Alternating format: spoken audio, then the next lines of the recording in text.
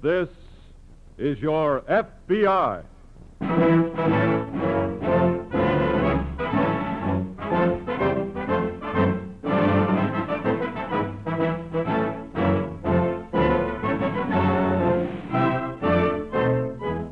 This is your FBI, an official broadcast from the files of the Federal Bureau of Investigation, presented as a public service by the Equitable Life Assurance Society of the United States.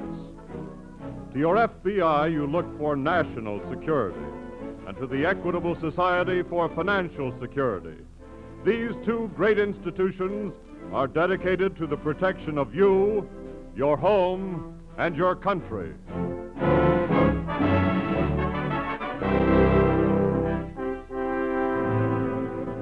Tonight, the story of a crime against the home. Kidnapping.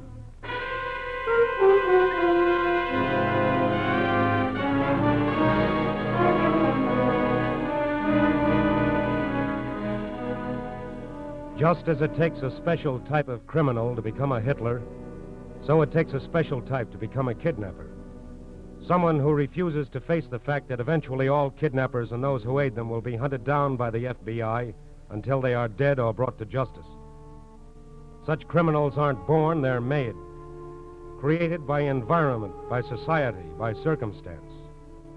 And in one case, a kidnapper was created by something else, too. By his wife.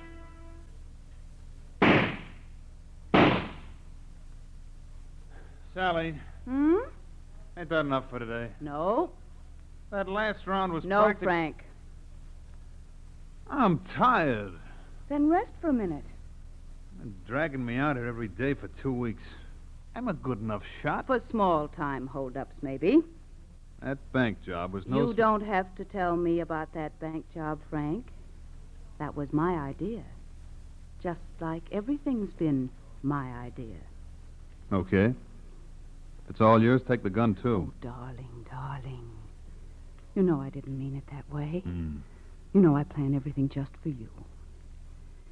Besides, I couldn't do it all myself. If you could, you would. Don't be silly. I don't know what the point of all this target practice is anyway. It's going to give you a reputation. With 2 stretches behind me, I've got one. Like 100 others.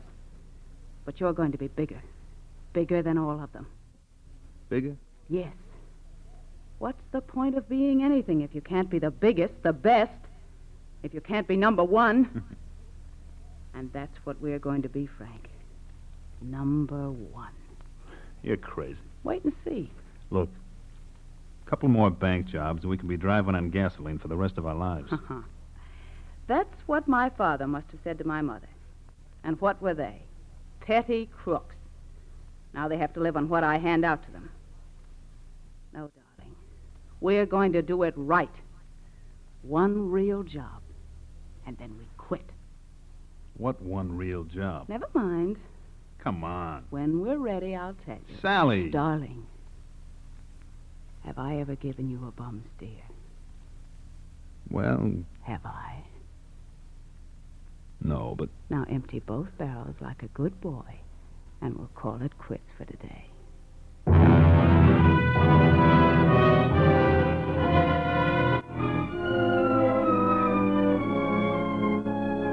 Professional criminals don't work alone, they help each other. The most successful are those who get the most help, and they get it through their reputations in the crime world. Sally Hadley learned this the way most people learn things, through experience. She made her husband an expert with a sawed-off shotgun, and then she made herself his press agent. She gave him a name, Shotgun Hadley. She passed out shells as souvenirs. She planned robberies and holdups, saw that he carried them out perfectly. She built up his reputation, and then she was ready. Ready for really big game. Ready for that hot Saturday night in July when an Oklahoma millionaire named Walter Montgomery was playing cards on the screen porch of his home with his wife and his best friend. Oh, there's no point in playing with you, Henry. You always win. You and Walter just let me win because I'm your guest, right, Walter? I'm sorry, what'd you say, Henry? Oh, Walt. I thought I heard a car stop down below. You always think you hear something nobody else does. How about another hand? Well, not for me. Me either. I'm about ready for bed. Oh, why don't you... Sit down and keep quiet. What are you... Sit down. The shotgun works. Which one of you is Walter Montgomery? What do you want to know? Never mind. Which one of you is Montgomery? Which one of them's your husband, lady? Okay, I'll take both of them. But you can't... Shut up. Come on your feet, boys. We're going for a little drive. If you ever want to see your husband again, stay away from the phone, Mrs. Montgomery. I told you the shotgun works.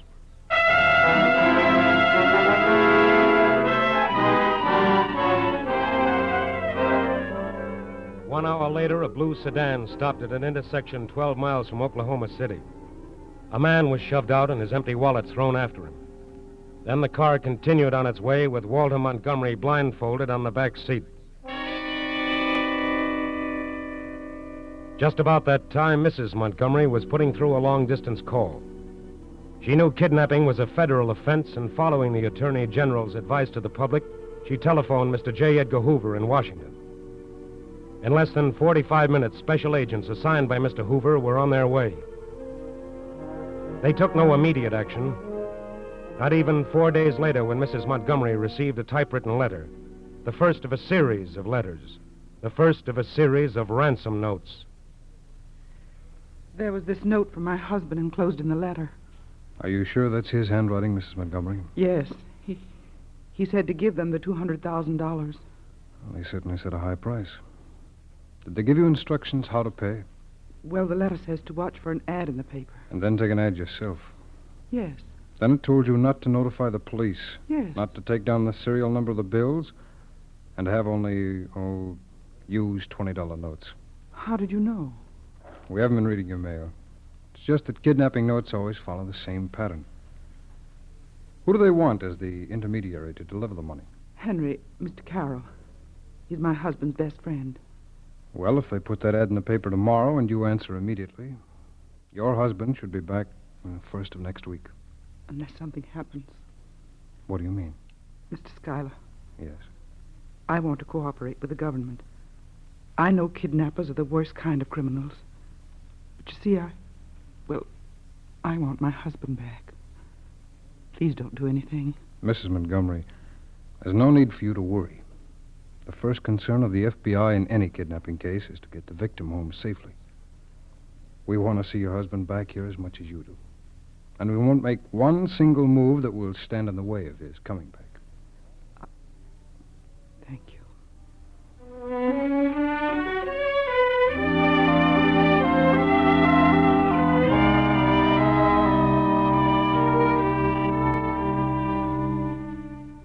3 days later, arrangements were made to have a satchel containing $200,000 thrown from the observation platform of a speeding train at a certain spot in Oklahoma.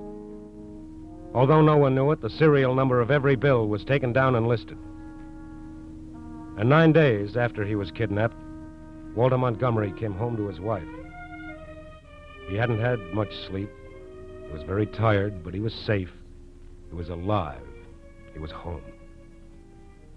As soon as he'd recovered from the shock and rested, he was interviewed by the FBI. Now, Mr. Montgomery. Yes? What was the last thing you saw before being blindfolded? Why, a lot of lights. Must have been some kind of plant. Well, there was a power plant near where they dropped Mr. Carroll. It could have been a power plant. All right. Now, on the way to the house, did you hear anything? Well, one or two cars passed us, but... Oh, yes. We must have passed an oil field. Why? I heard the sound of the pumps.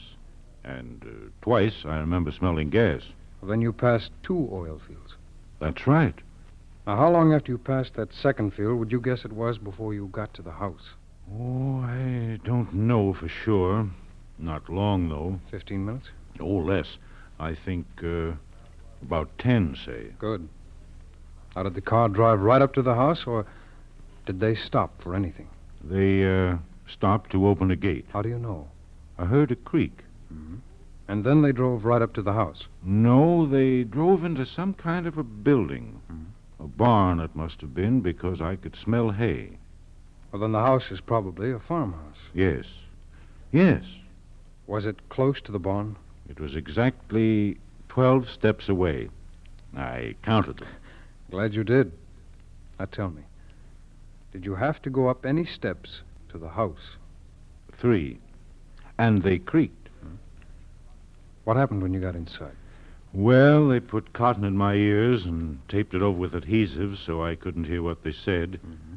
But every morning I could hear a rooster crow, and then about, less than a minute afterward, the sound of an airplane passing over the house. An airplane? Did you hear it every day? Yes. No, one day it didn't come. Which day? Well, I don't know. But it rained that day. That was Sunday. That's the only day it rained while you were away. And that's the only day you didn't hear the airplane. That's right. I don't know whether this is of any aid to you. At the time, I knew I should try to remember everything that happened so I could be of assistance. Mr. Montgomery, I think you've practically drawn us a map right to that farmhouse.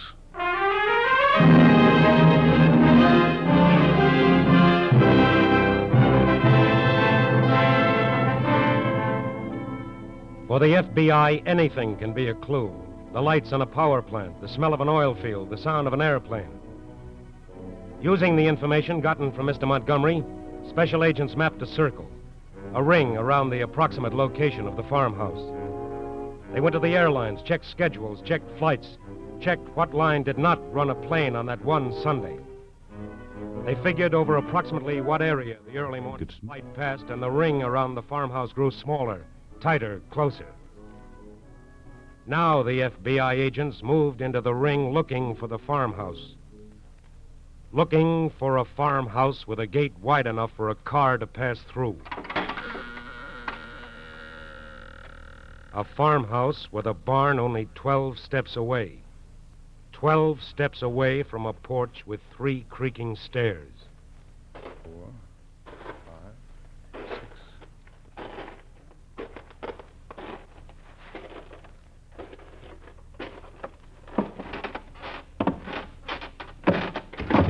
What do you want? Oh, I'm sorry. I didn't know there was anyone home. Well, you can see I'm home, can't you? Yes. What do you want? I'm representing a real estate company in Tulsa. We're looking over farms in this neighborhood with a view to buying them. You want to buy this farm? Does it belong to you? Well, it belongs to my daughter, Mrs. Hadley. Sally Hadley? Yes. You know her? I've heard of her. Oh. She was going to give me the place anyways, now. Hmm? You want to buy it? Well, looks like the right place to me. But I'll have to have some of the men in my company look it over this afternoon, if it's all right with you. Oh, it's fine with me. You'll be here. Yeah, I'll be here. As long as I can count on seeing you later. Oh, don't worry. You can count on seeing me. Definitely.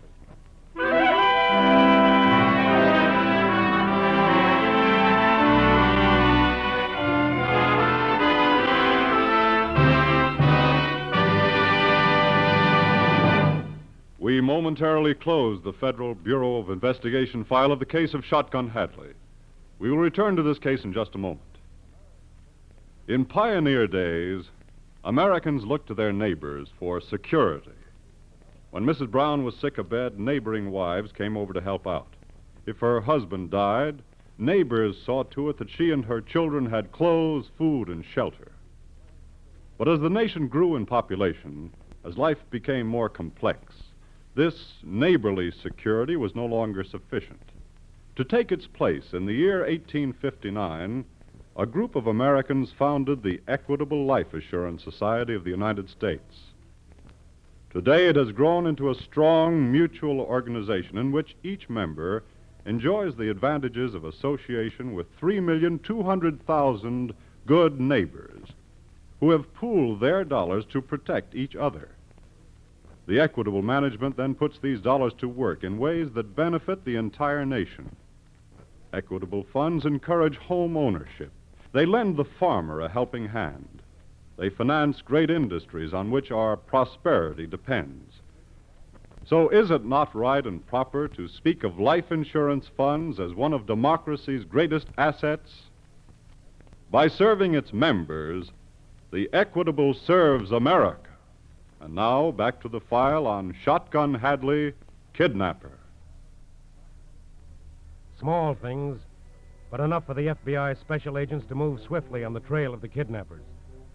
The parents of Sally Hadley were arrested and jailed.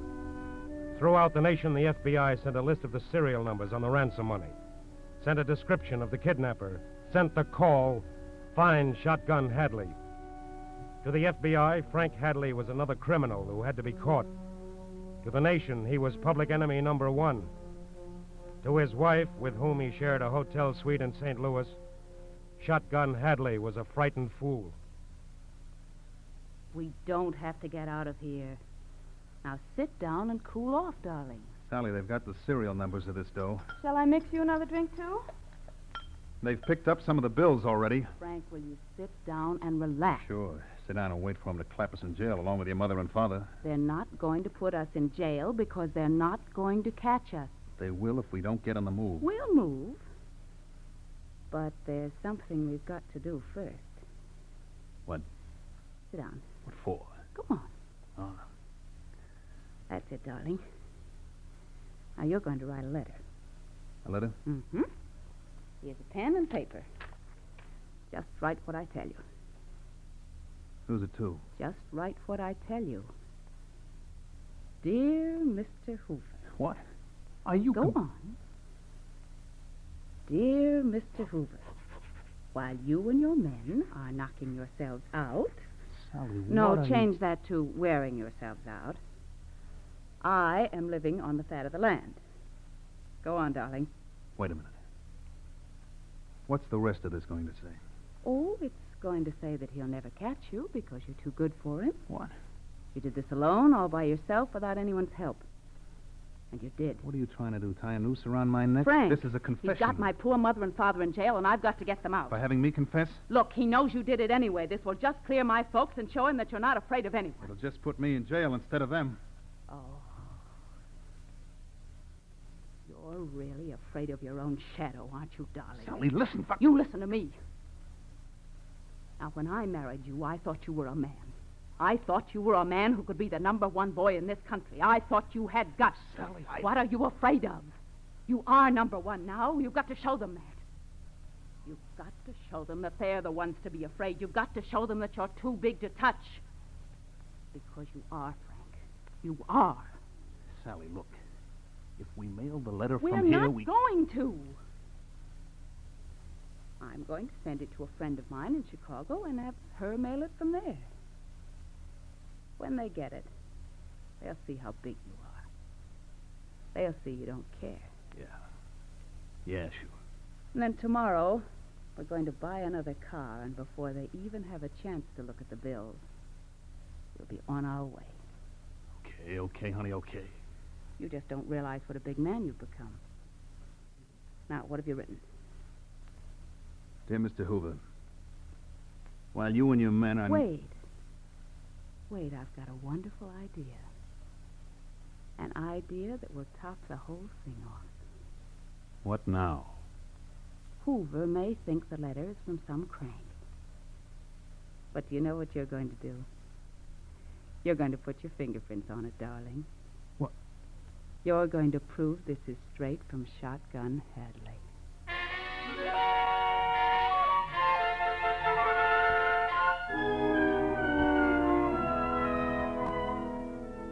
From Chicago, from Dallas, from Denver, from cities all over the West come letters to the FBI. And as the letters turn up, money turns up too, ransom money. $20 bills reported by alert citizens to the FBI. $20 bills that put the FBI closer on the trail of Frank and Sally Hadley. But Sally Hadley has gotten impatient. Leaving her husband in a small house near Memphis, she buys a cheap gingham dress, a red wig, and a second-hand car. And with complete unconcern drives right back to Oklahoma. On the way, she gives a lift to two hitchhikers, a man and his 8-year-old daughter. I guess your little girl is asleep, Mr. Butler. Yeah, she was awful tired. Of course she was. Well, we'll get her a good dinner as soon as we get to town. Oh, you've been so nice, I couldn't let you do anything else, First Man. Oh, don't be silly. I want to. Besides, She reminds me of my own little girl. Oh, do you have one? Yes, by my first husband. He died, poor man, and Frank, that's my second husband, he won't let my little baby live with us. Oh, that's terrible. Well, he isn't a very nice man. Mr. Butler. Yeah? Can I trust you? Of course. I'm in terrible trouble, and I've got to speak to somebody. I've just got to get help from someone. Ma'am, if there's anything at all I can do... Well, maybe you won't say that when you know the truth. I'm Sally Hadley, and my husband is Shotgun Hadley. The kidnapper? Yes. Gee. I didn't know what kind of a man he was when I married him. Well, it's a little too late for that now, isn't it?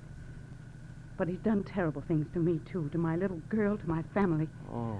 Because of him, my poor mother and father are in jail now, and Mr. Butler, I've just got to get them out.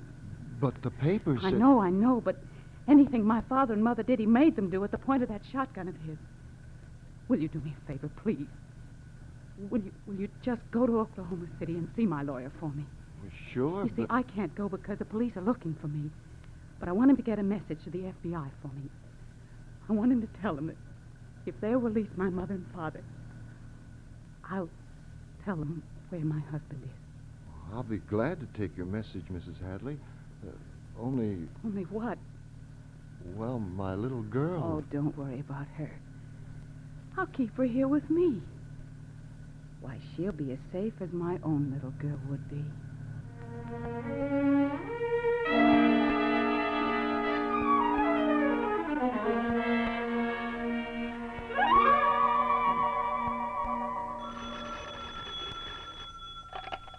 Hello. Schuyler speaking. Oh, yes. No, not just yet. I'm trying to reach the bureau in Washington. May I call you back in a few minutes? Fine. Goodbye. Mrs. Hadley's lawyer again. Pretty anxious for our answer, isn't he? Yes. You suppose he seriously thinks we're going to release the mother and father, Schuyler? I don't know. Here's Sally Hadley. There's a sweet double-crosser for you. Ready to sell out her own husband. Now, if he's half as tough as his reputation, I don't blame her. I wonder if she was crazy enough to come back here to Oklahoma. She might be. We know she hasn't been to a lawyer's office. I don't think we can stall him much longer. We don't have to. He's covered by now, and as soon as we find Sally Hadley's intermediary, we'll find her. And her sharpshooting husband. Right. Will you get Mrs. Hadley's lawyer for me, please?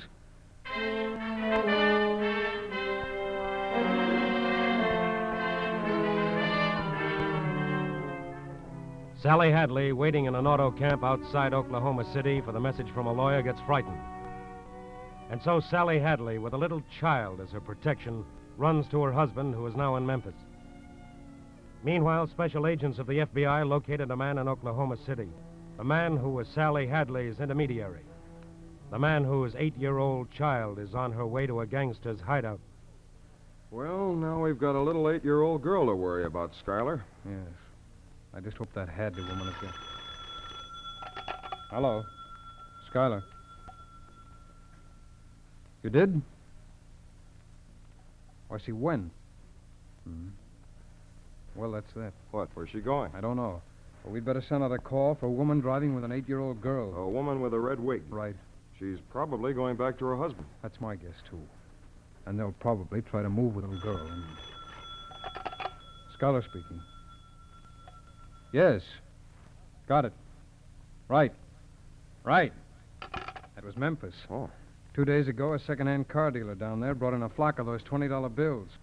Then a man who sells wigs brought in another. I see. And at 4 o'clock this afternoon, a liquor dealer brought in another. Well, I guess I'd better phone my wife and tell her I won't be home for dinner again. Yes, I think we'll be having dinner in Memphis.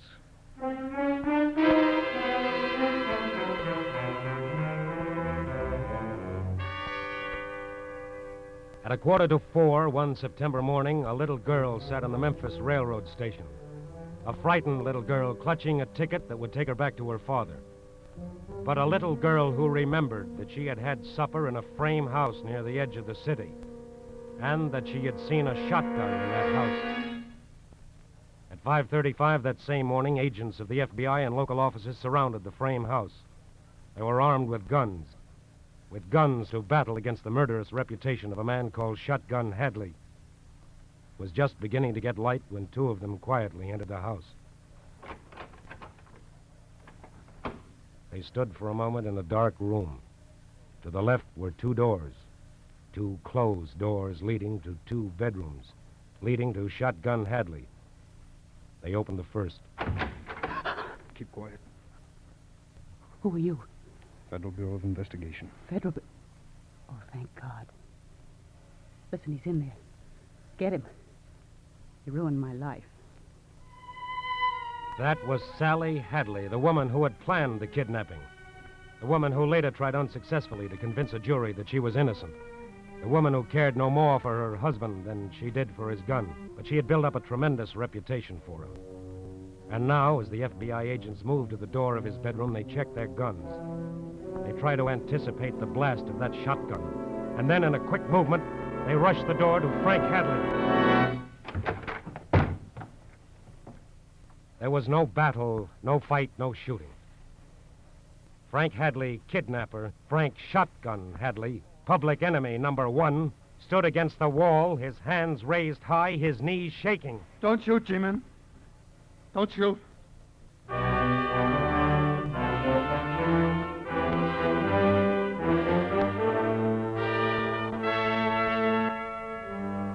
That was the beginning of the popular use of the phrase G-men. G-men meaning government men, meaning FBI agents. And that was the first and last time Frank or Sally Hadley tried a kidnapping. No kidnapper in this country has ever tried twice, once the FBI has caught them. Because the FBI is the largest protective force in the world. You see, it doesn't consist only of a director and a Washington headquarters of field officers and special agents. It also consists of you and all those like you. In every case, it's the cooperation of the people which enables the FBI to find the criminal. And that is the way it should be. Because the FBI, like our government, is created by the people, for the people. It is the people.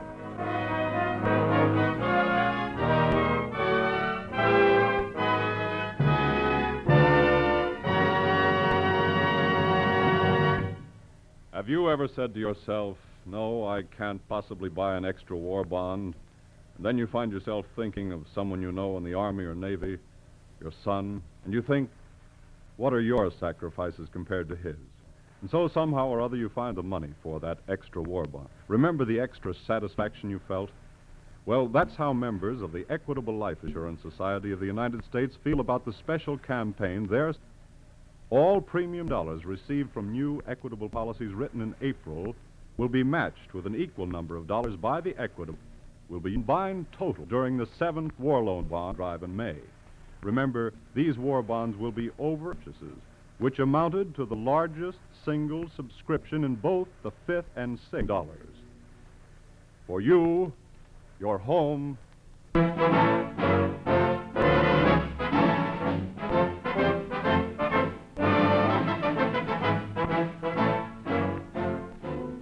The incidents used in tonight's broadcast are taken from the files of the Federal Bureau of Investigation. However, all names used are fictitious, and any similarity thereof to the names of persons living or dead is accidental. In tonight's cast, Sally was played by Leslie Woods and Hadley by Mandel Kramer. The music was under the direction of Van Cleve. The author was Lawrence MacArthur, and your narrator was Frank Lovejoy. This is Your FBI is a Jerry Devine production. This is Carl Frank speaking for the Equitable Life Assurance Society of the United States and inviting you to tune in again next week at this same time for This is Your FBI.